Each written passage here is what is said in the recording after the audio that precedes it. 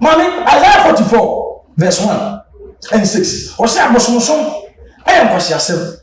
So, Obia, also Abosumobia, and Yansa. Na abosom dua anasa odwonfo nsa ne nyuma e twa no de ya ekoyim na obi a ofre nyame fufa na obi osungusum bia enim nyansa enti sida na wo asole dem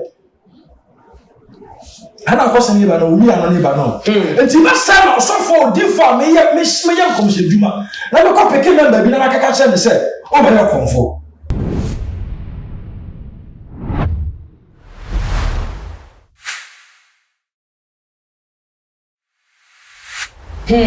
For a we are say and we ensem de biada ensem foforo eyiniti na yinim say nkom shaba o man mu atese esi akra de bi kra funu e nanso nkom che bi ba e ma hu edwiri wankasa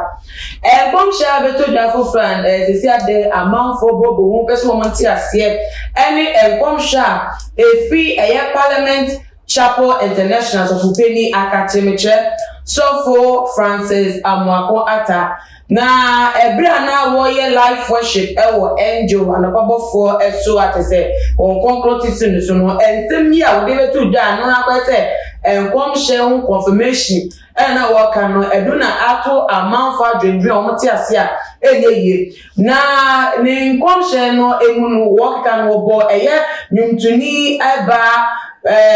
Ohima Mercy edin wo eka editu dwa se Ohima Mercy no eye ne numto ministry da no so a gospel music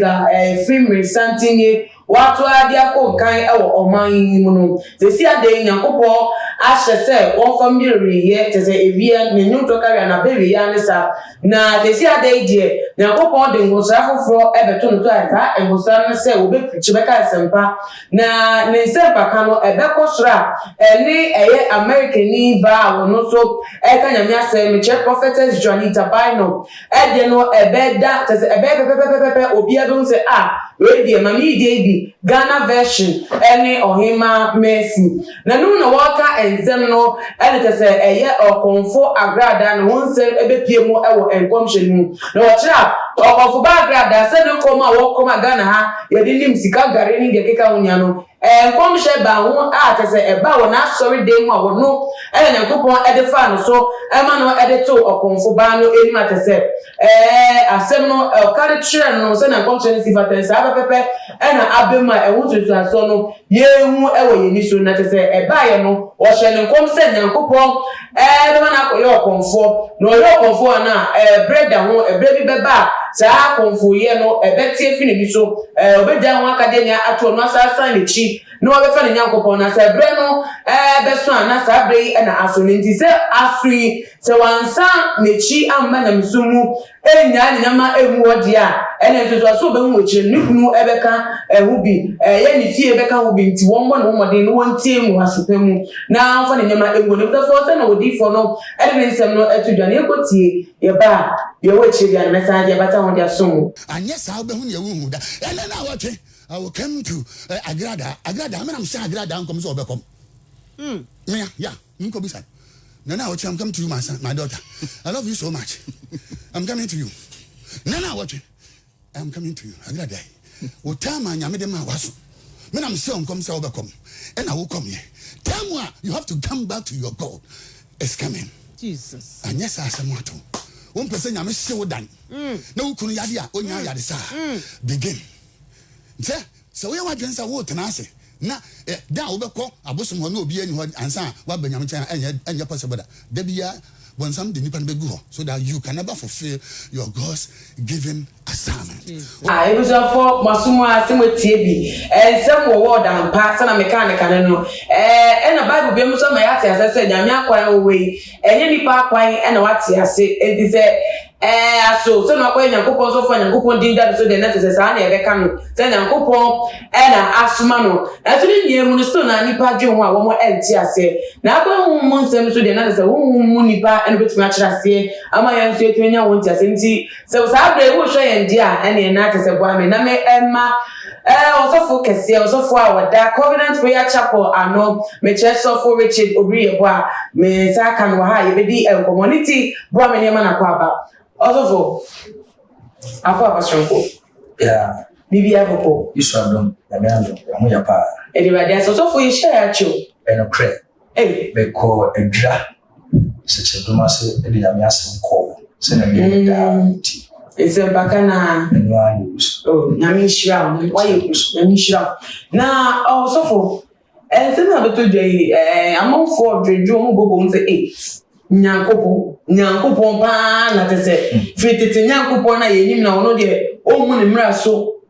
a wo chiri abosonsom a na sem ka wakata abosonsom ye kwasiasem na ne commandment ko wakata se mayen fa ono en fa abosonsom bata ne hu because of a jealous God enti eba ne sen nyankopon tima na ko a ne hu mba no soma ne shen kom chiri obi se obefi asori owo mu akọ abosonsom mu na abosonsom echi no wasa banechi abosonsom no nyankopon oye na nyama sa akwan so ofo aso sa ana me da se bibre e mati for nyahwefo a ehwe wo tumagin echi YouTube Facebook na imo bibia akwaba okay ehwe nya won subscribe na on free bi no bi so free bi no kan chance unami gusua okasa ampa extra na ye to ansem no so dia na ye beka se wasa maye ho na ye be wo me guso aha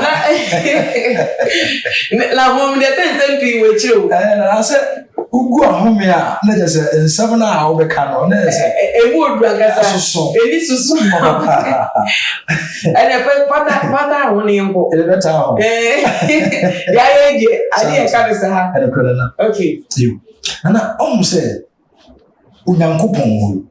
oyo baako no clear o se mamunya oname fufuro bi enkam okoyi Israel free Egypt no mba no asade odem omo aniu mamunya oname fufuro bi apart from me nyamia meye okay nti wo sha anytime bia no anyame bi ana ahemfo bi ebeba omo musuo se omo chere bibi se omo nyame na ye nsom no na onyankopon kokoroko a oye baako pe na wada ne hodi obomu se omo nyame ya abosonsom no obomu se emu ahwete nti se koba se oname difo me ya sole na ma peke me member bi ala sole ho mi so oname kasa chere me se oba ya komfo na ukomfo no chi no oba bi dinwe ba de chi no nsem bi a se nya ono nko a na etisa asem wi ana onipa fufu bi ana fufu bi na etia meka se ano soso ano eti o kwan be so very good nana di ntia meka se ano soso na no eden no ene se ne me nse dante asiye no ene se yesha Bible mu a Acts chapter 17 Bible said na Paul ekoto said na papa bi a friend ba Jesus oya konfo okay okọ ade Jessica okọ ade zankofo jinkofo sika obunkofo faso Paul koye no ba Jesus hunu Paul say omo nyankopon a omo di aba no ensonson yada ono po nyankopon ani ba Jesus nyankopon na ode ne yansenchen no okay enti Paul ko yansenchen ni bi ba Jesus tena wa say dabi Paul nyankopon a ode ne yaduma ba different from me enti esanse na ono de ba Jesus nyankopon na bosomso awabin kofo ho no okompo nche ka se munyi sika na mumma mitumi a momodi aya adwuma no abi Paul say wonu abosom so enu na ni nyina amonyira mitio na se Paul nyankopon na ode koye no o ti abosom so on pe na me foforo bi se obi ni na me foforo bi ebeba se Paul na me na bi oso no so hu se ode na ya nim sanche na mo adwuma Paul any problem but the moment Paul hu se ba Jesus yi wa mane no Paul tiatia and I said, "Oh, sika and no name and I must munina. Why munina?" Mommy, Isaiah 44, verse 1 and 6. Or say I must I am Pasiasem. So Obia also Abusumubia and answer. Na abosom dua anasa odwonfo nsa ne nyuma etwa no de ya ekoyim na obi a ofre nyame fufa na obi osungusum bia eninyansa enti sida na wo asore dem ana kwose ni ba na owi ano ni ba no enti ba sa na osofo odifo me ye komse dwuma na be ko peke member bi na makaka che ne se o be ye konfo. It's not possible. It's not possible, but yes, I am be able to say nyame akwan enti ase enum manipa because nyame enye nipa na ehu na akwan enti sana eya Joseph story kwa ya Joseph efi emofrase osum da ya ohun se nyama akoto no ensuma evia bibia akoto no na osasum da ebi ohun se bia ba akoto no bibia ekere se oyodefo na so ekowie kire na se amanu ofem no okoya akwa sa akoda prison atese ndso bi enu se dachi bi oba beye obrempom bia nipa ko bebu na no bipo bekoto na nso saa kwan na ye de ni fam nia no the Bible di besie nia a kire ne se enyankopon na ma kwan ma saa enso so de toto kwan nia no toto no ma ne bedu saa ne peso no so nti se odifo na safo mu oba bakwa oso because according to stories ayenim no ebra agrada wa so mu no oso mpa osha zaye nyuma wodo e wasori mu ayenim se amobata ya asori ya na woko eti obi a wosom e wasori mu nim se odache wa bi da wo ma no e wosom a wosom nechi na nti nyankopon so pese ofa ne fa kwan bi so obema ne hu ne yie ne nti odi ko ma no wo no so no so ebetimi aka se ye nti asese ni penti no enye nyame akwan ana bedase se onyankopon pese ofa obi na odeno kasa kire enipa bi edom bia ana o ma ne hu bi ana wo ne hu bibia na ewiase na bi na so anu efiri mu a ma de wona dwen satira ma de wona nkunkun asubo ne wona test no kura ni bi ma sa ni pa no wona sa ni pa no mani pa no enko nante baby amfo na midi enko bunkofo amfa na midi ni enko yankofo bukata enko yaza yina ya ti konfo agrada asem nkofo bebre koso nko bi sika garu yenim ne twisi yenim stories amamfo de ba nkofo ora na saaje on sika nkofo kra omutimi kra kase ma me agi sika se diska be ba yese iska ma ensoso ene dey emma na sari pewe onimawurade na onankopon se odene be yadwuma eninti sadia won hwia simfi adom no no nko nante na minyankopon ma sa be fa okay na se onipa no edubra bi se na me fa na se nipa no open up na nyame amfa no so a no to aso aye sa konfudwuma no a na oyera eno se be kan se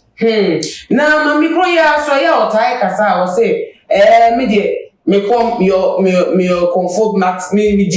nyankopon di ma ta se na se gbe yo so kwa sorry mu otibika o ni fidie so ono do nyankopon o pe worship like bibi a che se sa nyamsu no ana Kristo sunu bi kakra edeti me ka se ebu kwa se o ka sa on fa nyamimrem sa se de ade o ye no ejuma eda nchen ana nisu eso e won nchen nti ntumi mu se bibi sa wo na ejuma ni nti ana sa e ko hye ne ba ye nti na alba ni sa amen tisa okay TV Bible mu no true prophet omo Bible fight it ya bosonson okay Elijah 2 Kings chapter 17 2 Kings chapter 18 2 Kings chapter 19 yamsha the contest see here Elijah any ba edi for the day ya enter Shadrach, Meshach and Abednego. Say, I can say, I want to ohene no ni boni. Na ene na boso so. Onyankopon asɛ mra sɛ enkoto onyame bi ansɔne onyankopɔn apart from media ya be ready Shadrach Meshach emu sɛ onyankopɔn ɛna wakasa ɛnti difa us na ɔhene ne mra na ɔhene na asato no onyame na akasa ne siname te ase dia ɛna yɛn so yɛmu onyankopɔn de enum de enum asɛm so nka wɔn nkofo bi ene ya nkene nkome nka obetimi akasa onkoto nsɔre na onyankopɔn no a mumudi na chi no saa na saa ɔhene ne nso so ɔno so ahyɛ na nan de ɛde ato no ɔno so de asu nam te sɛ de azaa ane nneɛma ɔkɔmfo agrada ɔyɛ sɛ ɔso ɔso nyankopɔn a ɔbɛyɛ hu sɛ ɔsɛ bɛ nyankopɔn so no ɔso so ɔmɛnyɛ de ɔmɛyɛ hu hwɛ baabu sɛ wɔyɛ nwa enu ɔbɛyɛ sɛ nso ayɛ na boto bodwo de ɔno nyankopɔn so ɔbɛfia ayɛ de ɔbɛfo afɔ no ɛne nti no nea ɔyɛ no sɛ asɛ ɔbɔ na midi ɛde bata nneɛma ɔyɛ ho na ɔwie a wɔsa nso ɛde onyankopɔn ne di asa akɔbu die ya nkɔfo onyame nte saa onyame makɔ ɛma ɔmo ne di ama ɔwie a seconds ɔfi nyankopɔn n'ase na ɔde di fufuo bi asɛ nso akɔbu nkɔfo ɛkɛka ɔsi ɛwɔ adwuma dabi o maame yɛka sɛ adwuma ɛne deɛ ya adwuma edi fa ne sɛ adeɛ a ɔman ne mmara ɔman ko ne agye atum a ɛyɛ legal a ɔyɛ a obi ntimi nsiw court obi ntimi nya asɛm bi ade de ɛnka fa ho ɛne ɛfa na adwuma yɛmu sɛ ɔkɔmfa agrada nneɛma a ɔyi ɛne nti nipa dodoɔ na mfa ne nkɔkɔ nipa dodoɔ na mfa ne nkɔ police station nipa dodoɔ na nya no ho nsɛm bi na ɛnka sɛ ɛyɛ legal work pa na ɔka ɔne ɔyɛ a wofi sɛ ka ho bɛyɛ de bɛba asɛm deɛ ya ɛsɛ ya na nti sɛ ɔsɛ ɔbɛkɔm a odi ka fɛ nyame asɔfoɔ timi invite no ɔkɔkɔyɛ worship ɛwɔ asɔre dɛm mu na nsɛ mu video bi a na ɔwɔ asɔfo bi mi mo ni di ɔwɔ asɔfo bi asɔre dɛm a na ɔwɔ worship nyankopɔn ɛne nti no ɛsɛ kora ɔbɔ mpaeɛ akyerɛ wɔn onyame na ɔyɛ baako pɛrɛ nyɛ di n'akyi no wɔwɔ so wɔwɔ deɛ wo nsom no na wogye ne di ɔwɔ hɔ na wogye ne di na ɔwɔ hɔ ni na wode ne di wode saa nyankopɔn foforɔ ana nyame foforɔ ebu nkurɔfoɔ ɛyɛ nyankopɔn sɛ adeɛ na woyɛ no no so yɛ de ɔmpɛ no wo so nyankopɔn na so do nyame na wosom no na me yɛ onyame ba dodo bebree ɛwɔ nti obi ntimi ka sɛ nyankopɔn makoma mu but medwuma meyɛ no ɛno ɛnyɛ nyankopɔn edwuma but makoma mu obi ntimi ka sa ame meyɛ sɔfo a meti he na me sɛ meyɛ sɔfo na obehu me na meyɛ sakawa nti onyame na menim no na me sɛ ɔne yɛ medwuma meyɛ sɔfo kora okay meyɛ sɔfo me preach me de bible kuta me preach obɛka me sɛ ɛne yɛ medwuma na meyɛ de na me de yɛ na enso so ntɔkwa ntɔkwa subanbɔne ensareɛ because binom a ɔmo kuta bible rensa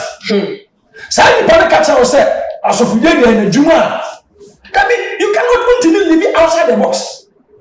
Okay. Obiase nipa adwuma bi a woyɛ biara no yɛwɔ prescriptions wɔ wa defining there defining tini asɔfo dwuma no bible no a prescribe suban ɛne nneɛma a menyɛ de mina ɛwɔ 2 Timothy chapter 3 ɔso bi so yɛ sɔfo a ɔre sɛ na ho asɛm nka na ɔsɔfo yɛ ɔyɛ deɛ ya baako deɛ ya eku wotima sɛ ɔsɔfo nyɛ popopopo ɔnom nsa ɔnko ntɔkwa ɔnnidi atam ɔnyɛ nneɛma basa wɔyɛ criteria obi betimi di atɛne mi obi betimi di amɛhyɛ mehyɛ ampa wei ɔyɛ correct deɛ ya ɔsɔfo mate wo nsɛm no ase ba ne nnua mu no mame agrada na mu no ɔno ne kasa mu amanfo ka sɛ deɛ ɔkasa de oni sɛ nyankopɔn sa wɔ so obetumi adane wo abɛyɛ ɔsɔfo nkɔfo taa keka saa nsɛm no fa no sɛ ɛnkyɛ ɔbɛka nyame asɛm no sɛ ɔno akasakasa ɛnyɛ ɔsɔfo bi ɛna ɛbɛsesa no ɛna ɛnyɛ nipa bi asɛm ɔbɛka kyerɛ no ɛna ɛbɛma no sabat nyankopɔn na apa ne berɛ so no a ɔno abɛto nsa de afrɛ ɔno so ɔbɛ sɛ wɔnyɛ n'adwuma a nyankopɔn no bɛto ne nsa de afrɛ enti saa nkɔmhyɛ a Prophet Francis Amakwata ɛde aba na afei de ɔsa aka sɛ nkɔmhyɛ ne berɛ aso a nyankopɔn sɛ nyɛ no kyɛde nyankopɔn na sɛ ɔso ɔtwɛn sɛ nyankopɔn na bɛfrɛ ansa na wahyɛ aseɛ sɛ ɔbɛyɛ adwuma nti ade no ɛni ne mu sɛ ɔnim sɛ adwuma no da no so ana ba meda sɛ bebree hwɛ wokɔ bible school a ho ɛfrɛ biribi apostasy ade kyerɛ mu na munim apostasy okay. Apostatic teachings okay ɛno no yɛ sɛ bible no sɛ obi ebe tasted truth that is obenya experience with the Holy Ghost right obeti be shanko otimi bɛkyerɛkyerɛ otimi sum nyame abɛdu pɛmpɛn so because otimi pa afɛ no ɔsɔfo na onipa no ahwe ase a that is apostasy. That is apostatic nature of that person. Okay. Obeka ne koni bia yede ahwe. Nti onim bibia. Obeti na bo jame nya bia ba ma aye bibia beka che say onipa de we de em say bibi na ha no. Enya bibi na ha no. Wa hwe ase. So, obena msum onim awurade. Praises onimiye, worship onimiye, encheche onimiye. Nkom se ko bi ko ahye bi da. Ebi ko ya friend osofu mame, ebi ko ya friend osofu papa da. Ebi ko ya friend de presiding elder there ya. Ba aye abrabomu enseso. Abrabomu ha kire. Ana ma sa ni pan sasa na, sa ni pan ahye ase. Because obana msum it comes with difficulties. Nti obi omo ba di wi a, niema bi a ebe fo na nisu no. What is she ya? Or some go bet in that she has. Or she has you. Only listen, you only testing the truth in that. And what she has and Tiba only the was your name. And when you move and free there and free you. And to be baby, betting that bed, you want to cast a power or you two was to bet my day at deity. Just because he has come to test the what? The truth. Why you pay? Okay. And then he said, you see whom I'm not glad. I mean, Yama all the American said, "Where apostatic nature when yes, sir, opposite over the Juma, it was said, we not doing such one. So we not doing such a view, we have a kind of one you know, Namransa more than you know, home, ever, on a mission conclusion, ever. And of such a we are on a liberty outside Genova. Amma, sir, no crown out of ya. I want to say, if you are so you are self a failure, open one and temunti, or the Asia Sifi and Kupundia, and our Yoko Rasa, a confusing, and Abusuma, or this other man Ekataka sono. So of such a on a couple bit my day, and the intimidation said, about I did Obeka bi ahwe da e na wasachira e na maka che no e fa na apostasy ye da se na mami na kasa ni nsem na brabo mu na bebre o mu a o de bobo so a e hye da ntale say ni obi ka so your comfort or your comfort at all standard comfort na no nim se kom na no nim ti bibia e fa e kom na mami kro ya ono ana so waka do so o so na bibia no tuka fifi a obo we hye e woni ka mu o sa wa de sofo Osane asofo ene nante okonfo bawo as I say from all indications no I quite said the regular Christians be as maybe say and yes say you nim ni say ono a edini din aba but this one okonfo agrada and ke we go say we pray Christ ni as I say living life normal say as I say bibia nche and now so no so we okonfo ajo ono ana watini di ana so we ni we hunu e wo bibi as I say okay we okonfo ba nti with all this and yes signs and signals say nyame ano ka ne saa so ni saa na ka say ebribi mra na wotimi nyina hono nka no asem ni wada say okay bribi me call ya mfi aso ni ka kokko mye no kra mi say akom kra bo no kwasa say because no apo ni num to aka say akonfo no aka to nyum ni enti oye duma mo so won so mo and obi ba na so kra bo mi to no fu say emwa no egosi aga tumi wo ho ba egosi aga eti science e keke nya no nyakopo timi yusu na onyame betinya fam ade na ye dwuma se ne maka no se onya adwensa kyera efiri niam na oye ni mu a but as it stands yi die onyame ntimi mfa obi se somno nyankopon na osa akosom abosom se encourage no honom na ye issue ni sisi a ebe se menti asese commission na ye issue se wo hye nkom se onu no ka se bra be yo konfo ba na bribi beba yankopo be se yiwe fi akom na wa be da ni pa wo ye ni djuma eno ho na ye asem kakra ene na ya asem no okay also because bra Elijah hu se ba konfo no true challenge no kra no ono wan tete ni hu wo true challenge mo wie ye na o so accept challenge no ye ni hu se ni nyankopon na osom no oba ebe masaka ba bosom any akonfo a na wo no at that time na 450 prophets of Ba, right? Elijah ekumo nyina, and God never had any issue with Elijah. Nti ono so for na ye kire no ye se ono ni tumi ewo honhom ya fetisi ye akire na de mpa na ko betima ya fa ho se ase me ko mpne e ma ne maso. Yes. Nti se waso ne ba pa na wo na wo kanya mesem kire no na wo Nyankopɔn bi ya kire se obeye konfo a pa na me ne be kire wa mpa so obeye konfo a ada na wantimi anyina bibi so mpago bi akɔnkye bi so kasakire bi so na wantimi amfa onipa no e wa bre danse na bebi o ye de wakoduru ena bebi akonfo gada akoduru nana me ka kire wo se wasa nipa bibiri o ka se nti se oname sesa no a na obeye osofudwuma enipa dodo a wahye wo no ofin se adwuma ene bre ode nanim obetima beye no obetimi ade afasa akwan so ade safo ni abadankopo mu ana ebia wu ebia ni sika da wahye wu ebia so many things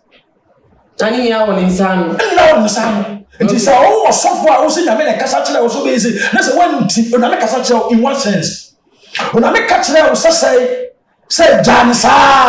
no ba kasanche wi aso ni nipa ewu uni ba fa nsa so ewu ba bo ne say body boy ni kokko oni say fi na kwa mboni ho na o mboni kokko a obewu na ne kra de obewu ni bojo obewu say de e de afiri ho nti all this one na wo so na me kasa kire wo a nti jansa na ne odi nipa bibrebe akọ ha mu ni bibrebe ko social mu ani atiti mu nti me bisa odi fo amakwanta nti ono adwuma na me afa no so ayi nti obetimi ahwe se saa dwuma na kopon fa no so aye no eni asofo di nachi osofo di beka jinsi se okokom obi ga mpan so onkonye de onkokom ana na bible wo preacher ya sase nipa no odi saa nkom sesam ni adade ama nipa bibira ba kristo mu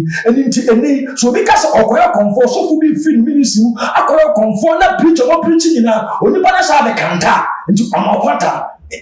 prophet amakwata nti ono ebe de ana nti sa adaka papa no beti na ye eni se nke bra nkom se ne baaye no se Nyankopɔn se obeye konfo no se nyame na kasa kire mo obeti ye gina esi nketa bompae ama no se ne be ya nkele bebi obedu konye de nkom beduro na ensem de se na akoye na tesa na aye ono ase ebre na so enti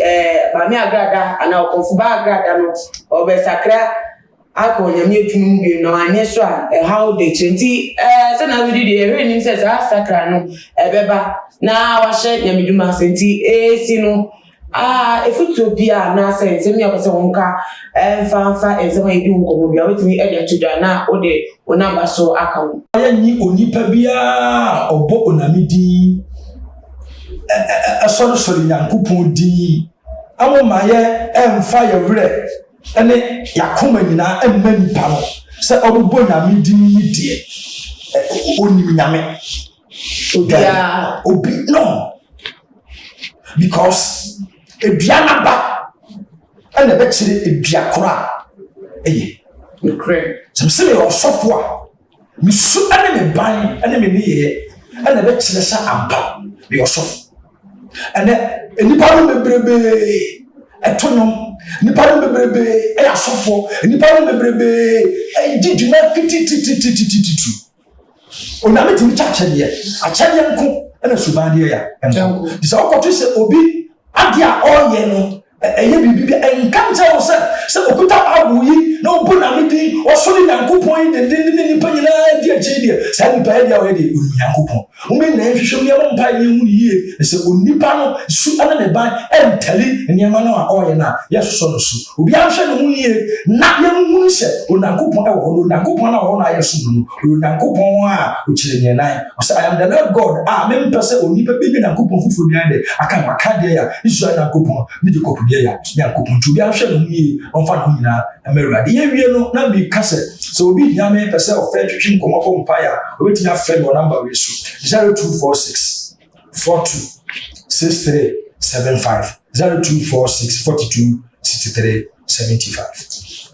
also for ebeda wase Nyankopɔn hira o se eto nkra eden fe o no otimi ebaaye na ebusuafo komo no aha enedi esi ni enya we wo so o kwan se wo so adwenche bia fa se ma ya twa komo ase no betudwa e wo ye comment section wo na ebiem tuma komoden a share video we edam obi bia wo pese ono so ehu ensem no eso ebi na ebiem so no ye social media handles Facebook, Instagram, Twitter, @TumaGH, Facebook ni @TumaGH. Pomodia na check in hono so jumedie ni ametina edwemu eje mu chia me di edna na ama owusu ana me yaduma ebedi ehia bi makro obibia.